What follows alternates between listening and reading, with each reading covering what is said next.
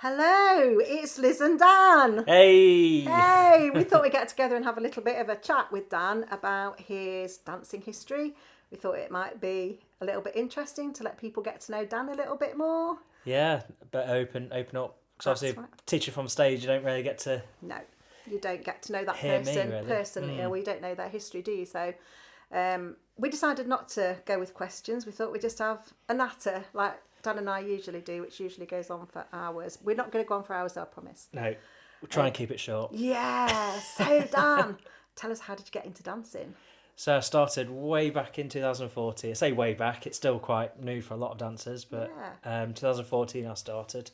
And I initially started with Latin style dancers. My best friend Holly, she got me into that. That's our Holly, by the way. Yeah, Our demo Holly. Yay. Yeah, demo Holly. Hi, She Holly. demos with me now. Full circle. Yeah, absolutely. It's crazy, really, Yeah. when you think about it. So I did that for about 6 months, and then Holly also then tried to get me to go to Ceroc, and I was like, no, I can't do more than 2 styles at once, sort of thing. But she managed to persuade me to come for that first time, probably 6 months into dancing.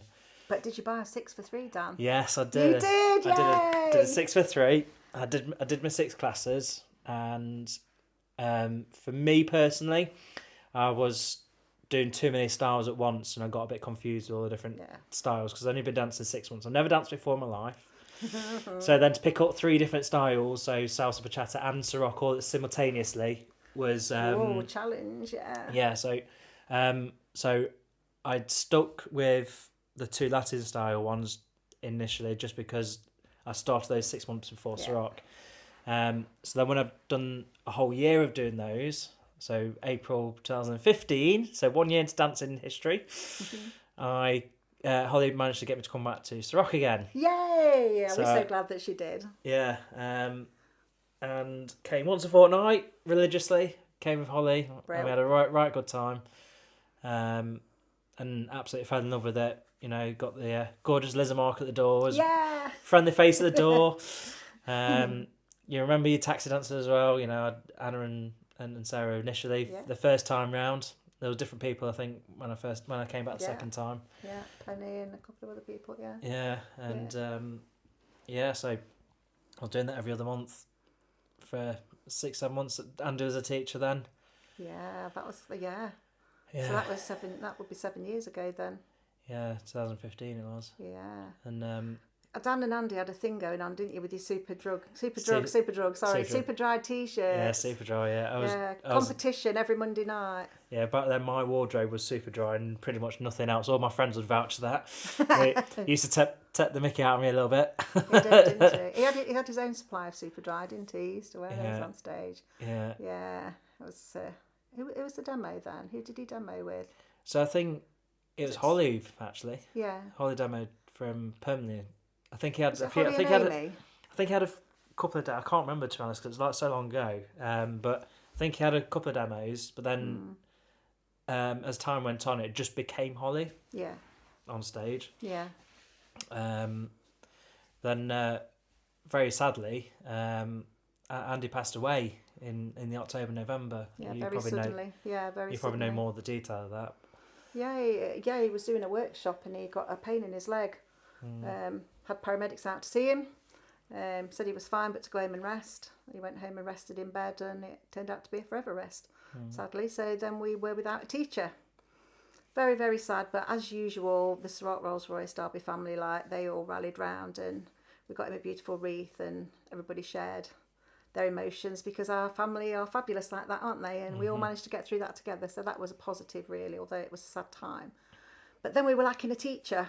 So at the time, Jeff was the franchisee and was also a Ceroc teacher. So he had to step into Andy's shoes on the stage, which were big shoes to fill. But Jeff did manage to fill it quite admirably, but it wasn't something that he wanted to do all the time. So, Dan? Yeah, so probably, I don't know, a month and a half later, Jeff approached me and asked me to be a teacher. And I was like, I've literally been doing Ceroc at that point 8 months from that April 2015. Wow, that's amazing. And only coming once every fortnight. Yeah. Was aiming coming every week. So that's like 4 months then. Yeah, so it's like 4 months worth of Ceroc and then being asked to be a teacher. And initially I was like, I need to think about it. And then I attended a Daventry event, the Black Magic and Sparkle that was really popular.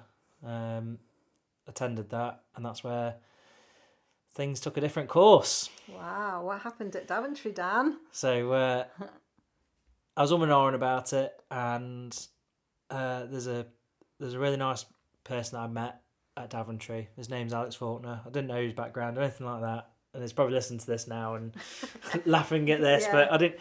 Thing is, because I'm not in the world of Ceroc or in the circle of Ceroc. No. I don't know who people are and stuff like this. Just Not knowing who you were talking to. No, not who I was talking to, and all the rest of it. Well, later it turned out he's ex-head of dance for Ceroc, which I didn't know this at all. But anyway, he was like, "Oh, you'd love it. You'd be a fantastic teacher and stuff like that." And that gave him the courage to go and speak to Jeff. He was busy behind the desk with dealing with everybody flooding through the doors, and that's when I spoke to Jeff, and Jeff's like, "Right, okay, we'll talk about it. And essentially, I need to send you down for an audition. And if you pass that, then there's a whole training stuff that you need to do to get on stage." I was like, okay. Lots to think about there then. Yeah, Great big deal. Yeah, so along comes March, and Jeff is sending me down to London for an audition with several other people, and there's probably 12. Not all from Jeff, but there's several people From different from franchises. all over the country doing this together. audition. What's it so, like? So absolutely scary. At that point, I've been dancing Ceroc 11 months, and I'm in the dungeon, as it's nicknamed in the world of Ceroc, and there's these people that have been dancing years. There's Ceroc competition winners. There's all sorts of. And there's little old me, no pressure, sat there dancing 11 months Ceroc, thinking, "What am I doing here?" No pressure at all. Yeah, and much to my surprise, I passed the audition. Of course you did. And of course you did, Dan. Yeah, and absolutely over the moon. And that's when all the hard work started. So at that point, sales and bachata took a massive back step, and I dedicated all my time to Ceroc at that point. Of which we're very grateful for. Yeah, I literally started coming every week. Yeah. I'd meet up with Jeff when I could to perhaps just go through the moves in a bit more detail, and went down for my beginner training course in the June, and I passed it first time. Was it easy, Dan? Absolutely not. Absolutely not. I think it was day 5. I was sat in, I think it's Putney, one of the venues in London, and we're just doing something really simple, really basic, and I literally sat on the floor, legs crossed, head in my hands, and I was literally thinking, what am I doing here? Literally at the point of tears. And wow. Tim Sant, the legend that he is, Yeah. said, "Right, it's time for a gym. Let's still go downstairs." So we went down to the bar, and then arm around the shoulder sort of thing. Let's Pick we all you pulled. up. Yeah. Yeah. It was a really, really, really tough 7 days. It starts at 9 a.m. some days through till 12:30 at night. I don't think people realise how hard it is to become a Ceroc teacher. You can't just go on the stage and start teaching without any proper training. Not to be a really good teacher. No, yeah, honestly, the trainings, they literally break you down to bare bones and build you back up again, and you're being watched all the time. So when you interact with other people, even in between learning to be a teacher, you're being watched and judged and examined. Wow. And there's actually a webcam, I think, that's linked to the person that owns Ceroc, and they can now just load it up and have a look at it any time. And so they can decide if they think you're any good right from the distance. Yeah. Wow. So anyway, so I passed the beginners and Yay! started teaching on the stage. We were so happy your first night, weren't we? Exactly. Were so happy. So I was teaching beginners, and then the hard work again to train for the intermediates, which I did a few months later. Was that as hard?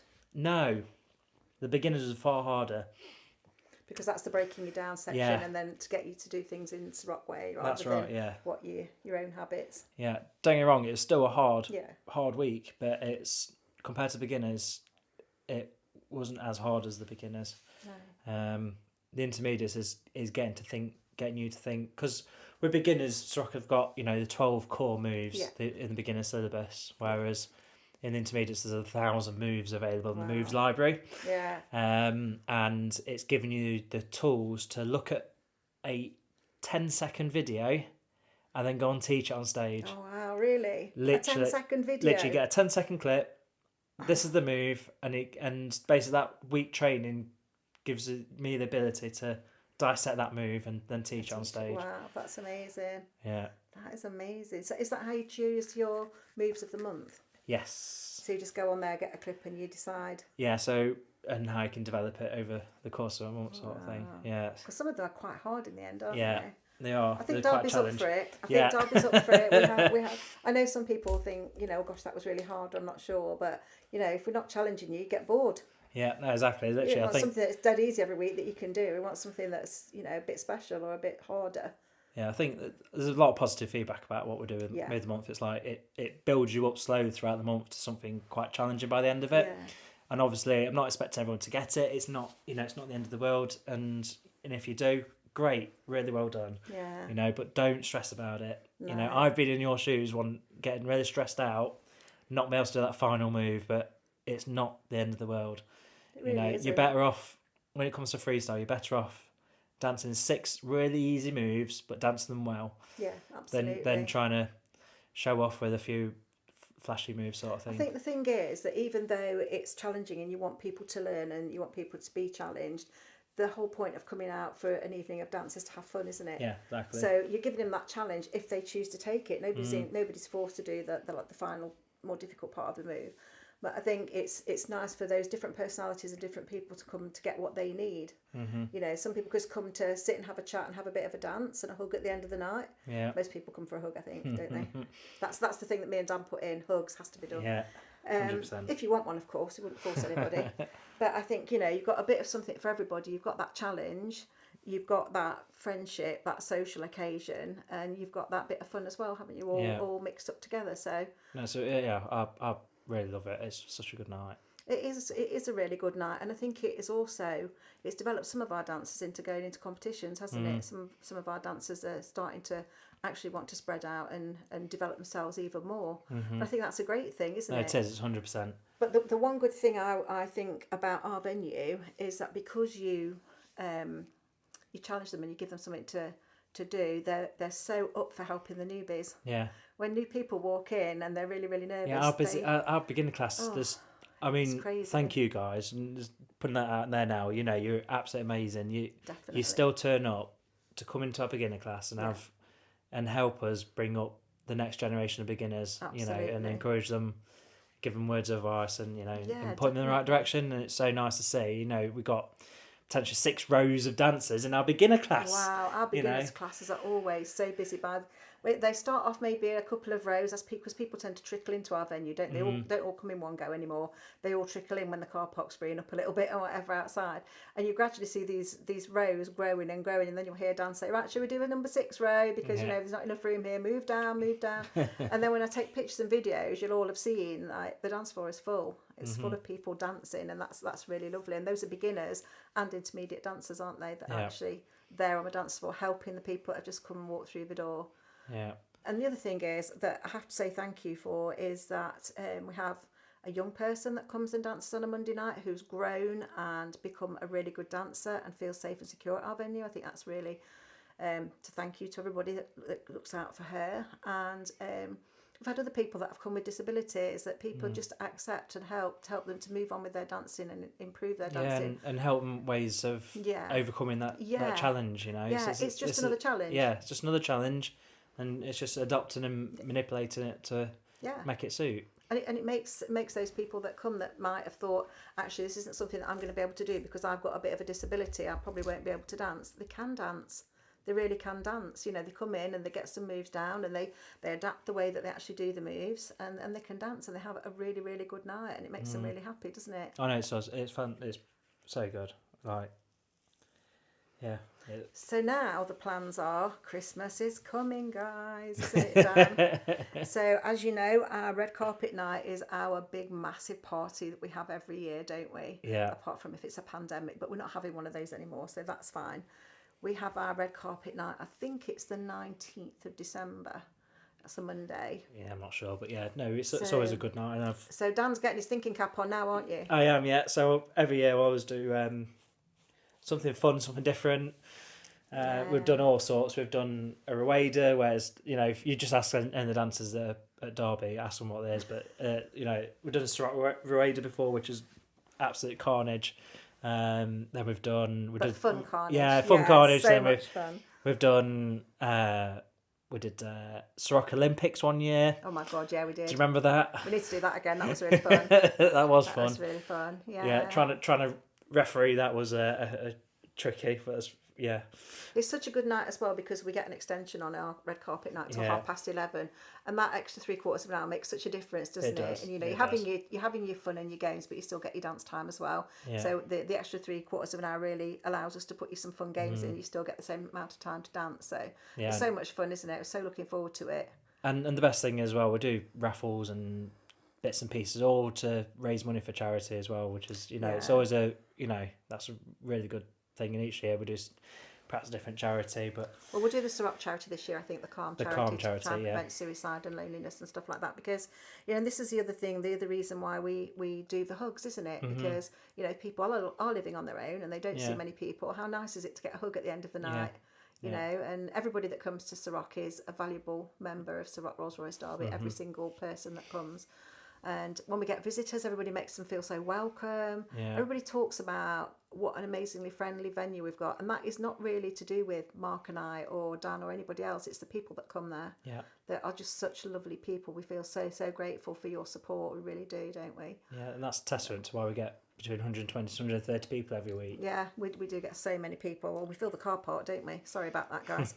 It is a bit of a problem, but... Start car sharing. Yeah. Go green. Yeah. Start seeing if we can sneak in the sports centre over the road for free. I don't know if that's actually viable. Probably shouldn't have said that, really, but anyway. But yeah, so that's Dan, isn't it? Yeah. Dan and Liz are probably now going to talk for the next 4 hours. Well, what time is it now? Well, 9 o'clock, probably not 4 hours. We hope you've enjoyed finding out a little bit about our Dan's background and a little bit more about him than you already do know. It's pretty much an open book, though. Oh yeah, what you see is what you get. Ask me what I make all sorts of mistakes on stage. I love it when you make mistakes. I sit at the desk and you're making a mistake, and Holly or Nick's like correcting you. Go, oopsie, yeah, Nick or Holly's just said I've done it wrong way round. Let's start again. Move round, other side. Sorry, whoopsie. Yeah, I hear that all the time. Yeah, it's so funny, but that makes Dan real. That makes him a teacher that makes mistakes. Nobody's perfect, and it means that he's having fun. Mm-hmm. He's having fun on the stage, aren't you, mate? Oh yeah, absolutely. He's having fun. And the biggest buzz is actually in the freestyle afterwards, after the class is done, and I just spot the odd one or two people doing the moves we've just taught in the class. It's such a massive elated feeling. Like it's like, yes, well done, you've got it. And, and to see people actually taking those moves into freestyle is amazing.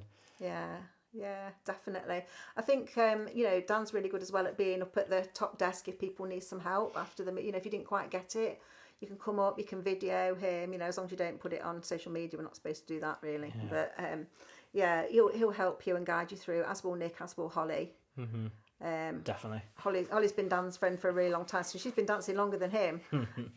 So yeah, she'll always step up and help if anybody needs. Nick as well. Nick's like really good at stepping in and helping people that don't understand, isn't she, or don't quite get it. So so do that for about 5-10 minutes, and then I'm onto the floor, dance with everybody, and literally cannot get off the floor at all. I occasionally get a dance with you, don't I? Occasionally, I don't dance that much, but I do. Dan will come and grab me and go, "Come on, let's go and dance." So feel free to dive in, get there before somebody else does. Just dive straight in. Don't worry about it. It's good. Yeah, it's a bit like a sabotage, isn't it? When the dance is finished, just go and grab him. Go and grab him. He likes to stay on the dance floor all night, don't you?